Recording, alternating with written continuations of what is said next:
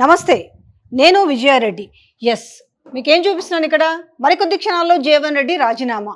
Yes, ఇదే జరుగుతుంది. Hot topic. ఎందుకంటే ఒక పార్టీ నుంచి ప్రతిపక్షం నుంచి చాలా మంది వెళ్ళిపోతున్నారు కాబట్టి వెళ్ళిపోతుంది పెద్ద వింతేమి కాదు.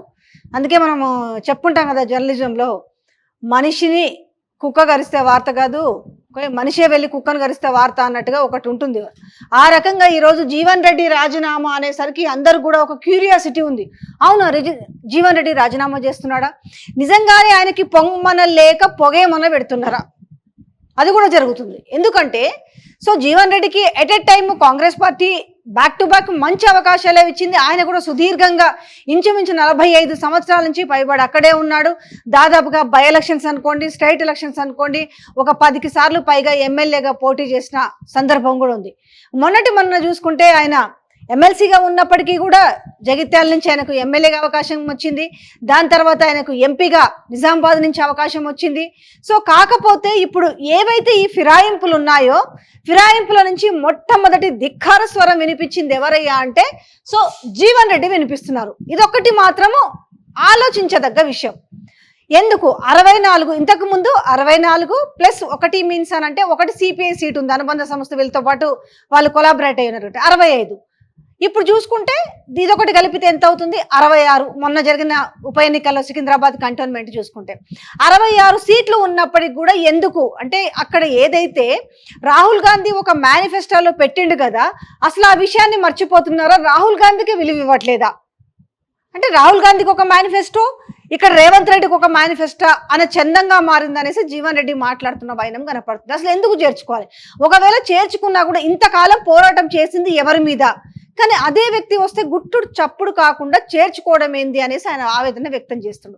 ఆవేదన వ్యక్తం చేసి పోయి సర్దుకుపోయి ఇన్నాళ్ళు నేను కాంగ్రెస్ పార్టీలో ఉన్నా కాబట్టి లేదు ఇప్పుడు అధికారంలో ఉంది కాబట్టి ఏమో కొన్ని రోజులు ఓపిక పడితే నాకు గినక మంత్రి పదవి ఇస్తారేమో అనుకోకుండా ఆయన ఏదైతే ఉందో, నేను ఇంత సీనియారిటీ ఉంది, నేను ఇంత లాయల్గా ఉన్నాను కాంగ్రెస్ పార్టీకి, కనీసం నన్ను సంప్రదించకుండా ఆ వ్యక్తిని చేర్చుకోవడం ఏంటి అనేసి ఆయన కొంచెం గట్టిగానే బిర్రు చేస్తున్నాడని చెప్పొచ్చు. ఇక ఢిల్లీలో ముఖ్యమంత్రి ఉన్నాడు, మరి ముఖ్యమంత్రి చెప్పిండో లేదో కానీ శ్రీధర్ బాబు అయితే పోయి బుజ్జగించే ప్రయత్నం అయితే చేసిండు. కానీ ఇటు మంత్రి శ్రీధర్ బాబు బుజ్జగించినప్పటికి కూడా ఆయన ఒక తీరులో ఎలాంటి మార్పు లేదు. ఈ రోజు ఎక్కడి నుంచి జగిత్యాలతో ఒక 200-300 కార్లతోటి వాళ్ళ కార్యకర్తలు అందరూ కూడా బయలుదేరి వచ్చారు, బేగంపేటకు వచ్చారు. యాక్చువల్గా షెడ్యూల్ ఏంటంటే 2 గంటలకు ఆయన సిఎల్పికి వెళ్ళి రాజీనామా సమర్పించాల్సి ఉండే, కాకపోతే ఈలోగా బట్టి ఆయన నివాసానికి వెళ్ళి బుజ్జగించే ప్రయత్నం చేస్తున్నారు. కాకపోతే ఇప్పుడు పొమ్మన లేక పొగబెట్టినట్టుగా ఎక్కడ కూడా రేవంత్ రెడ్డి జీవన్ రెడ్డి తోటి అంటే సీఎం రేవంత్ రెడ్డి జీవన్ రెడ్డితో ఫోన్లో మాట్లాడిన వైనం కానీ లేదా ఆయన ఒక మెసేజ్ పాస్ చేసిన విధానం కానీ ఎక్కడా కనిపిస్తలేదు. ఎందుకంటే జరుగుతున్న వ్యవహారం చూస్తుంటే కూడా ఎక్కడ ఆయనని బుజ్జగించే ప్రయత్నం ముఖ్యమంత్రి చేస్తున్నట్టుగానైతే కనపడలేదు. ఈ నేపథ్యంలో ఉండాలా పోవాలా అనే నేపథ్యం. ఇప్పుడు ఎవరికి సంబంధించిన కథనాలు వాళ్ళు రాసుకుంటూనే ఉన్నారు, ఉంటాడా పోతాడా లేకపోతే ఇంకేంటి అనే విషయంలో. కాకపోతే ఆయన బీజేపీ వైపు చూస్తున్నాడు. ఎందుకంటే పార్టీలో కొంచెం కూడా వాల్యూ ఇవ్వట్లేదు. కనీసము నేను ఇన్నేళ్ళ సీనియారిటీ అయి ఉండి పార్టీకి ఇంత లాయల్గా ఉంటే కనీసం నన్ను సంప్రదించకుండా ఒక ఎమ్మెల్యేని జాయిన్ చేసుకుంటారా అనే వర్షన్ ఇక్కడ కనిపిస్తుంది కాంగ్రెస్ పార్టీ. అందుకే అంటారు కదా ప్రజాస్వామ్యం ఎక్కువ, ఒక సిస్టమేటిక్ ఏమి ఉండదు, ఒక ప్రజాస్వామ్యం చాలా ఉంది. ఆ ప్రజాస్వామ్యం ఉన్నట్లు ఏదైనా జరగవచ్చు. అది ఒక సిస్టమేటిక్ ఉంటే అవునులే వీళ్ళు ఇన్నాళ్ళ నుంచి జీవన్ రెడ్డి ఉన్నాడు కాబట్టి పాపం జీవన్ రెడ్డికి తెలియజేసి మనం చేర్చుకుందామని. రెండో విషయం ఏంటనంటే ఇక్కడ కనపడుతుంది, గతంలో మనం ఇక్కడ చూసుకుంటే బీఆర్ఎస్ పార్టీ ఏదైతే ఒక్కొక్కరిని కాకుండా విలీనం చేసుకున్న ప్రక్రియ గురించి ఒక్కసారి మాట్లాడుకుందాం. ఏదైతే 1/3 12 మంది ఎమ్మెల్యేలను మరి అక్కడొకటి ఒక తాటిపైకి తీసుకొచ్చి మేము రాజ్యాంగంలోని షెడ్యూల్ ప్రకారం క్లాస్ ప్రకారం 12 మందిని విలీనం చేసుకున్నామని చెప్పారు. ఏది ఏమైనప్పటికీ కూడా ప్రతిపక్షం అనేది లేకుండా చేయడం అనేది ఆనాడు బీఆర్ఎస్ పార్టీ చేసిన పొరపాటని ఈనాడు వాళ్ళ ఉన్న ఎమ్మెల్యేలు ఒప్పుకుంటున్నారు, మాజీ మంత్రులు కూడా ఒప్పుకుంటున్నారు. 12 మంది ఎమ్మెల్యేలు ఫిరాయింపు చట్టం కింద పోయినరు అనేసి వాళ్ళని రాళ్లతో కొట్టి చంపాలని ఈనాడు ముఖ్యమంత్రిగా ఉన్న రేవంత్ రెడ్డి ఆనాడు పిసిసి ప్రెసిడెంట్గా ఉన్నప్పుడు మాట్లాడిండు, ఆనాడు వర్కింగ్ ప్రెసిడెంట్గా ఉన్నప్పుడు కూడా మాట్లాడిండు. కానీ ఈ రోజు వచ్చి అంటే ఇప్పుడు మనకు మొన్న ఏపీలో కూడా చూసుకున్నాం. సరే ఇక్కడ బీఆర్ఎస్ విలీనం చేసుకున్న 12 మంది ఎమ్మెల్యేల పరిస్థితి ఏమైంది? ఇద్దరంటే ఇద్దరే గెలిచిరు. అందులో 12 మంది విలీనం అయితే జరిగిందని చెప్పారు. అందులో ఇద్దరు గెలిచిరు. అందులో ఎల్బీనగర్ ఎమ్మెల్యే సుధీర్ రెడ్డి కావచ్చు, అలాగే సబితమ్మ కావచ్చు. కానీ ఈ ఎక్స్పీరియన్స్ మర్చిపోక ముందుకే మళ్ళీ కూడా ఆనాడు వాళ్ళు చేశారు కాబట్టి ఈనాడు మేము చేయాలి. అలా ఎందుకు అనుకోవాలి? మేము సుదీర్ఘంగా ప్రజల్లో ఉండాలి, మేము సుదీర్ఘంగా ప్రజల సమస్యలకు ప్రజలకు అందుబాటులో ఉండి వాళ్ళకు సేవలు అందిస్తూ, ఎందుకంటే మన ముఖ్యమంత్రి రేవంత్ రెడ్డి చెప్తుంటాడు మేము సేవకులం, కేవలం ప్రజలకు బానిసలమని చెప్తున్న నేపథ్యంలో మళ్ళీ మీరు కూడా వాళ్ళు చేసిన తప్పి మీరు చేసుకుంటా పోతే ప్రజలు ఎట్లా రిసీవ్ చేసుకుంటారు?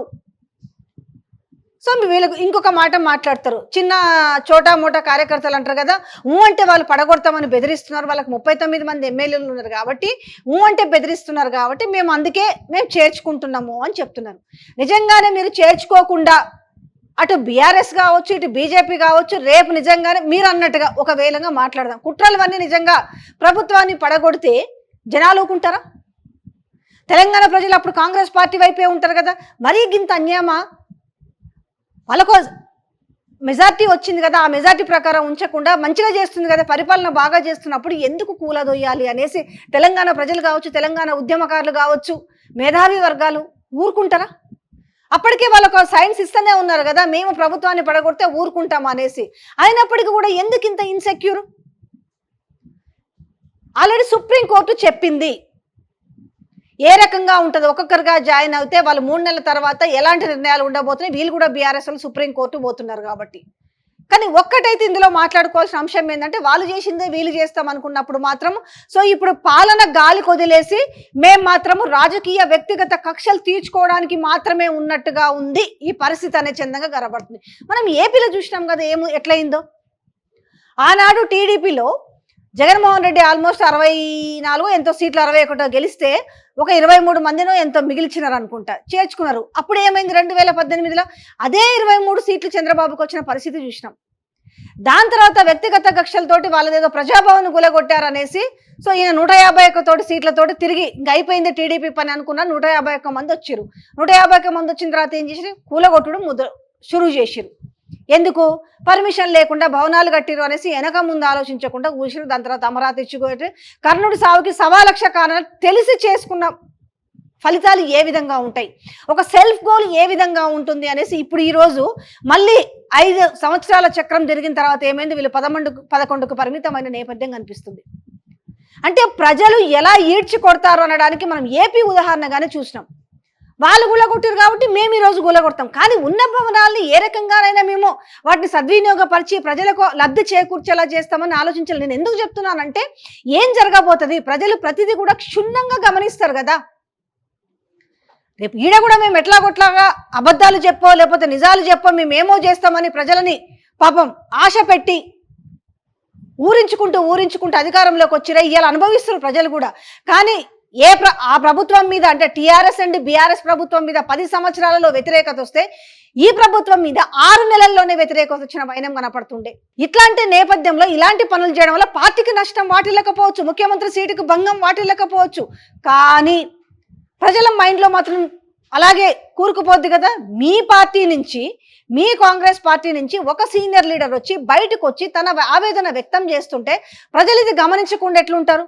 పోనీ ప్రతిపక్ష వాళ్ళు మాట్లాడారంటే చూడమ్మా వీళ్ళు యాగి చేస్తున్నారు అనేసి మీరు అనుకోవచ్చు. ఇలాంటి నేపథ్యంలో ఆచితూచి అడుగు వేయాల్సిన, అంటే ఊకుని చెప్పించుకుంటారు. 10 ఏళ్ళు ఆయనే ఉంటాడు, మనం చెప్తుండే కదా ఇంకో 10 ఏళ్ల పాటు ఉండేంత ఇది ఉందనేసి మన తాత పోచారం కూడా చెప్తున్న వైనం కనిపించే. చెప్పించుకోవడం కాదు, నేను ఆహా ఓహో వీరుణ్ణి శూరుణ్ణి ధీరుణ్ణి అని చెప్పించుకోవడం కాదు, ప్రజలు నమ్మాలి. ఇలా మీరు మూలుగుతా ఉన్నారు రుణమాఫీ విషయంలో. 40,000 కోట్ల కాడ నుంచి 32 కోట్ల కాడికి వచ్చింది. 2014 నుంచి 23 వరకు చేయాల్సిన లోన్ల విషయంలో కాస్త ఏమైంది? కుదించుకుంటూ కండిషన్స్ పెట్టుకుంటూ దానికి సీలింగ్ తీసుకొచ్చి ఇంతవరకు ఖరీఫ్కి సంబంధించిన రైతు బంధు మీరు భరోసా అంటారు, కానీ రైతు బంధు కూడా దిక్కులేని పరిస్థితి కనపడుతున్న నేపథ్యంలో మీరు ఎంతసేపు ఉన్నా మీ సోయంతా, మీ ధ్యాసంతా బీఆర్ఎస్ ఎట్లా దెబ్బ కొట్టాలి అనేసి మీరే అంటారు కదా. బీఆర్ఎస్ పని అయిపోయింది, ఇంకా బీఆర్ఎస్ లేవదు అనుకుంటూనే తెల్లారులేస్తే మీకు బీఆర్ఎస్ ఎమ్మెల్యేలు కావాలి, కేటీఆర్ గురించి మాట్లాడే, హరీష్ గురించి మాట్లాడాలి, కేసీఆర్ గురించి మాట్లాడాలి. ఇది లేకపోతే మీకు పొద్దే గడవని పరిస్థితి ఉంది కదా. ఇదా కావాల్సింది తెలంగాణ ప్రజలకి? సరే నిన్న మొన్నటి వరకు అంటే మాలాంటి మీడియా మాట్లాడితే సో కిందంగా పెట్టి కామెంట్లు పట్టించి హోరెత్తిసి భుజాలు తనుముకున్నాయి. అక్కడి నుంచి ఐటీడీపీ దిగి రేవంత్ రెడ్డిని కాపాడుకోనికి నానా కష్టాలు పడుతుండే. సరే ఏదో ఒకటో రెండో మూడో ఛానల్ ఒరే నాయన గిది జరుగుతుందిరా నాయన, ప్రజలకు జల మేలు చేయండి నాయన అంటే నేను ఒక పిక్ చూపిస్తా తర్వాత మీకు. ఈ వర్షాలు లేవు, నీళ్లు లేవు, ఏం చేసిరు వాళ్ళ విత్తనాలకు ప్లాస్టిక్ సంచులలో చిన్న చిన్న సంచులలో నీళ్లు కొట్టి ఏవేవైతే పత్తి విత్తనాలు ఉంటాయిగా వాటి దగ్గర సాలుకి అది పెట్టుకొని చిన్న చిన్న రంధ్రాలు పెట్టి కనీసం బతికించుకుందాము ఆ మొక్కల్ని, విత్తనాలను కనీసం మొలకలెత్తిని బతికించుకుందామనే ఆరాటంలో తెలంగాణ ప్రజలు కొట్టుమిట్టాడుతుంటే కనీసం మీ పార్టీలో ఉన్న వ్యక్తికి కూడా విలువనీయకుండా, అంటే ఎందుకు మనకు సీనియర్లు ఎందుకు ఆనాడు మనకి చెప్పకనే చెప్పిరు. ఎవరు చెప్పిరు? పొన్నాల సీనియర్ లీడర్ ఆ రోజు అనింది కదా సావుదలకు ఇప్పుడు పోయి ఏం చేస్తారు అని మాట్లాడిండ్రు కదా ఆయన్ని. మరి ఆ తర్వాత అదే దాల కేకేం తెచ్చుకున్నారు, అదే దోవలో మళ్ళా ఈయన తెచ్చుకుంటుంది, పోచారం తెచ్చుకుంటుంది. పోచారం ఆఖరికి ఆయన పంచకట్టును కూడా విమర్శించిన వైనం కనపడుతుంటే, కానీ మీ పార్టీ నుంచి నేను మన వీడియో కూడా మీకు వినిపించినాను, కావాలంటే మీకు నేను దీంట్లో యాడ్ చేస్తాను. మీరు ఆఖరికి ఆయన అవమానించిరే అంటే ఈ రోజు ఏంది, ఆనాడు ఆయన బీసీ లీడర్ కాబట్టి జనగామ సీట్ ఇస్తే గెలుస్తాడు కాబట్టి ఎక్కడ ముఖ్యమంత్రి సీటుకి ఇది అవుతాడో లేకపోతే ఇంకా దేనికి ఇది అవుతాడో అనేసి మెల్లగా ఆయన ఆ రోజు పొమ్మని లేక పొగబెట్టి పోయిండు ఆయన. లేకపోతే ఆయన అన్నాళ్ళ నుంచి 50 సంవత్సరాల పైబడి కాంగ్రెస్ పార్టీలో ఉన్న పొన్నాల లక్ష్మయ్య పార్టీ విడిచిపోవడానికి కారణం ఎవరు అనేది మీకు మీరే ప్రశ్న వేసుకోండి. ఈ రోజు మీరు మంత్రివర్గంలో ఉన్న సీనియర్లందరూ కూడా మీకు మీరే గుండె మీద చేసుకొని చూస్తే అర్థమవుతుంది ఎవరు ఎన్ని అవమానాల పాలవుతుండడానికి. ఎందుకంటే ఇలా బాహాటంగా బయటకు వచ్చి చెప్తున్నాడు. ఎందుకు రేపు ఇలా మళ్ళీ క్యాబినెట్స్ షేర్ చేయాల్సిన అవసరం ఉన్నది. ఇప్పుడు 4-5 మంత్రివర్గ సీట్లు ఉన్నాయి కాబట్టి అందులో పోటీలు పడుతున్నారు కాబట్టి ఇప్పుడు రాజగోపాల్ రెడ్డి అడుగుతున్నాడు అట్లీస్ట్ నాకు హోము లేకపోతే నాకేదైనా కీలకమైన, ఎందుకంటే ఆ కండిషన్ తోటే భువనగిరిలో ఆయన గెలిపించుకోవడం జరిగింది చామల కిరణ్ కుమార్ రెడ్డి. నిజంగానే రాజగోపాల్ రెడ్డి గనక ఆయన శ్రీకారం చుట్టకపోయి ఉంటే ఆ సీటు ఖచ్చితంగా బీజేపీ గెలిచే సీటు, బీజేపీ వాళ్ళ సీటు గెలుస్తారని లెక్కలో కూడా వేసుకున్నారు. అలాంటిది ఆ సీటు గెలిచిరంటే నిజాలే ఒప్పుకోవాలి. అది కేవలం రాజగోపాల్ రెడ్డి కేవలం ఆయన ఎఫర్ట్స్ వల్ల, వ్యయ ప్రయాసాలు, ఆయనే డబ్బులు పెట్టిండు, వ్యయం పెట్టిండు, ప్రయాస పెట్టిండు కాబట్టి అక్కడ చామల కిరణ్ కుమార్ రెడ్డి గెలిచిండు. అది అందరికీ తెలిసిన విషయమే. ఇప్పుడు ఆయనకి మంత్రి పదవి ఇవ్వాలి కదా. దాని తర్వాత నిజామాబాద్ నుంచి ఉన్నాడు కదా సీనియర్ లీడర్ సుదర్శన్ రెడ్డికి ఇవ్వాలి కదా.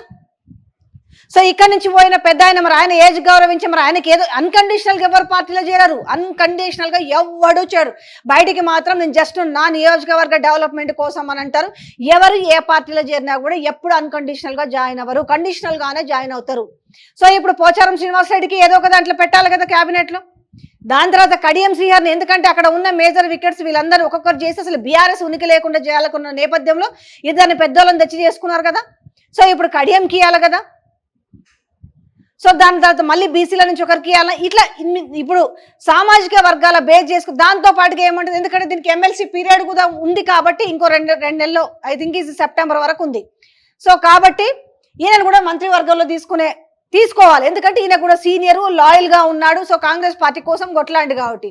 సో ఎందుకు ఒక్కొక్కరిని ఇలాంటి వాళ్ళని వికెట్ పొమ్మని లేకంటే సొంత పార్టీలో ఎందుకు, మనకి పక్క పార్టీలో ఉన్న టీడీపీ అంటే ఏదైతే ఆనాడు టీడీపీ వాళ్ళు ఉన్నారో వాళ్ళందరూ కూడా టీడీపీ పునరేకీకరణ చేస్తున్నారు. ఆ లీడర్లు అవసరం రేపు ఏది ఏమని, ఎందుకంటే అక్కడ బాబు గెలిచిండు కాబట్టి ఇక్కడ తెలంగాణలో కూడా ఇద్దరు బాయి అనుకుంటూ ఇప్పుడు గురువు శిష్యులు అంటలుగా సమకాలికులు సహచరుడు అంటున్నారు కాబట్టి సో ఈయనకు కావాల్సింది ఎవరు, ఇప్పుడు టీడీపీలు కావాలి. సో ఇక్కడ వీళ్ళు మెల్లమెల్లగా ఒక్కొక్కరిని పొగ పెట్టుకుంటూ పోతుంటే ఎంతకని ఉంటారు వాళ్ళు మాత్రం పాపం. సరే రెండో ఆస్పెక్ట్లో మాట్లాడవచ్చు, వాళ్ళే రేపు మాట్లాడతారు. లేదులే జీవన్ రెడ్డికి ఆయన కూడా ఒక మంత్రి పదవి మీదనో లేకపోతే పీసీసీ వాస్తవానికి అప్పుడు జీవన్ రెడ్డి అవ్వాల్సిందే. ఆ రోజు ఏం జరిగిందో కూడా తెలుసు. నాగార్జున సాగర్ బై ఎలక్షన్లు అప్పుడు జీవన్ రెడ్డి పీసీసీ ప్రెసిడెంట్ అవ్వాల్సింది, ఎవరితోటి ఉత్తరం రాపించి ఆపిరో కూడా తెలుసు. దగ్గరికి వచ్చింది. ఇంకా ఆ రోజు గంటలోనో 2 గంటల్లోనో ఇంకా ఓకే అయ్యి ఒక లెటర్ వస్తుంది అనుకున్న నేపథ్యంలో దాన్ని ఆపించడం జరిగింది. సో కాబట్టి ఇప్పుడు ఒకవేళ ఎందుకు అనంటే ఆయన ఒక పీసీసీ ఎక్స్పెక్ట్ చేయొచ్చు, ఎందుకంటే పీసీసీ కోసం ఇప్పుడు ఆల్రెడీ ఒక పోర్ జరుగుతుంది కదా. ఇప్పుడు పొన్నం అడుగుతున్నాడు, ఇప్పుడు ఈయన అడగకపోయినా కూడా ఈయన రేస్లో ఉంటాడు. దాని తర్వాత కోమటిరెడ్డి బ్రదర్స్ ఉన్నారు, మహేష్ గౌడ్ ఉన్నాడు, అద్దంకి దయాకర్కి ఏమి ఇవ్వలేదని ఆయనే వెయిట్ చేస్తున్నారు. సో ఇట్లా చాలా సామాజిక వర్గాలతో కంపారిటివ్ లేకుండా ఇంక్లూడింగ్ మదియాష్కి కావచ్చు, ఎందుకంటే మదియాష్కి ఎల్బీ నగర్ నుంచి ఓడిపోయింది కాబట్టి ఆయనకు కూడా ఇప్పుడు ఏదో ఒక ప్లేస్ భర్తీ చేయాలి కాబట్టి ఈ నేపథ్యంలో ఏం చేస్తారనంటే సో ఇంకేముందిలే ఇంతో పని అయిపోయింది, మనం ఎమ్మెల్యే ఇచ్చినాం గెలవలేదు, ఎంపీ ఇచ్చినాం గెలవలేదు, సో ఎమ్మెల్సీ పీరియడ్ ఉంది ఇంకా 2 ఏళ్ళు ఉంది, కావాలంటే రేపు మళ్ళీ ఆయన గ్రాడ్యుయేషన్ ఎమ్మెల్సీకి పోతాడు అనుకున్నారా?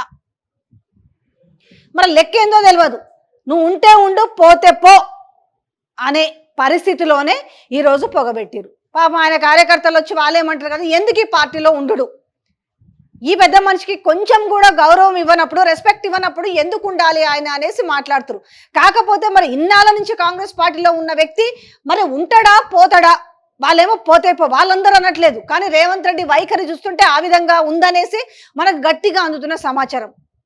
సో మరి ఇప్పుడైతే ఉప ముఖ్యమంత్రి వెళ్ళి మరి ఆయనని బుజ్జగించే ప్రయత్నం చేసిన, ఒకవేళ ఈ పాటికి బట్టి కనుక ఆయన నివాసానికి వెళ్ళకుండా ఉంటే ఈరోజు సిఎల్పికి వెళ్ళేసి ఖచ్చితంగా ఆయన రాజీనామా పత్రాన్ని సమర్పించి ఉండేవాడు. కాకపోతే ఇప్పటికైనా తగ్గుతాడా, ఈయనకి ఏదన్నా పోనీ నీకు అయిపోయింది మరి తీసుకున్న వాడిని వెనక్కి పంపుతారా రేవంత్ రెడ్డి నిర్ణయాన్ని కాదని. కానీ ఎంత దౌర్భాగ్యం అంటే అక్కడ మేనిఫెస్టోలో ఒక క్లాస్ పెట్టినారు. సో ఆ పాయింట్ని మేము ఇది చేస్తాము, మేము ఫిరాయింపులకు మేము వ్యతిరేకము అని చెప్పి మేనిఫెస్టోలో పెట్టినట్టు ఖర్గే కావచ్చు, సోనియా గాంధీ కావచ్చు, ప్రియాంక గాంధీ కావచ్చు, రాహుల్ గాంధీ కావచ్చు, ఒక నిర్ణయం తీసుకున్న దాన్ని ఈరోజు దాన్ని ఇక్కడ తుంగలో తొక్కుతున్నారంటే రేపు ఎన్ని రోజులు ఉంటుంది చూస్తానే 6 నెలల పీరియడ్ అయిపోయింది గవర్నమెంట్ ఫామ్ అయి. ఇప్పటి వరకు ఒక్కటంటే ఒక్క మంచి పని చేయలే, ఒక్క అభివృద్ధి పని చేయలే. ఈ పాటికి నిరుద్యోగులందరూ రోడ్లు ఎక్కిరు. ఒక్కరా? ఆల్మోస్ట్ ఒక్కొక్క విభాగం నుంచి అందరు కూడా రోడ్లు ఎక్కుతున్న నేపథ్యం కనపడుతుంటే రేపు చూస్తా ఎంత ఉంటుంది, ఇంకా 4 సంవత్సరాల పీరియడ్ ఎంత ఉంటుంది? ఈ 4 సంవత్సరాల్లో ప్రజల మన్నలను పొందాల్సింది పోయి, ప్రజలకు సేవ చేయాల్సింది పోయి, సో ఈ రకంగా మేము వాళ్ళు తెచ్చుకోరు కాబట్టి మేము తెచ్చుకుంటాం అంటే మరి వాళ్ళకి మీకేం తేడా ఉంటుంది? ఇంకా ఆ మాత్రం గమనించరా ప్రజలు? మిమ్మల్ని ఓటేసి గెలిపించుకుంది, అందులో ఉన్న ఎమ్మెల్యేలను ఆ రోజు వాళ్ళు చేశారు కాబట్టి మేము చేస్తామని, మరి మీరు కూడా అదే చేయాల్సి ఉంటారు. 26 మంది ఎమ్మెల్యేలను ఒకసారి 1/3 కదా, 26 మంది ఎమ్మెల్యేలని ఒకసారి జమ చేసి మీరు కూడా సో బీఆర్ఎస్ ఎల్పీని మరి విలీనం చేయాల్సి ఉంటుంది కదా, అంత గట్స్ ఉంటే. కానీ ఇది మాత్రం చేతగాక బీఆర్ఎస్ ఎల్పీని విలీనం అంట, ఇంకా ఆయన పని అయిపోయింది, ఈయన పని అయిపోయింది. ఎట్లా అయిపోతుంది? మీరు బేసిక్ సెన్స్ ఎట్లా మర్చిపోతున్నారు?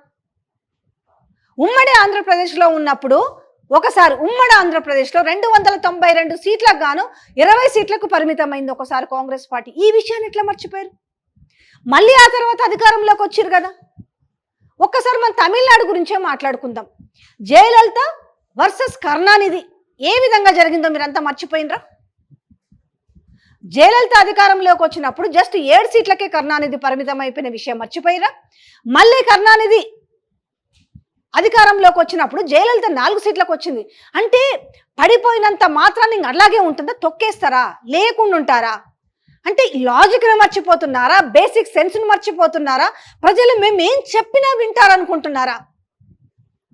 అంటే మీకు ప్రతిపక్షాలు లేకుండా చేయాలనేది అయితే ఇప్పుడు ఏమైంది? ఇదే ఉదాహరణగా ఏపీలో అదే ప్రతిపక్షం లేకుండా ఇప్పుడు కూడా ఏమవుతుంది చెప్పండి? అంటే మనం కూలదోస్తే అయిపోతుందా?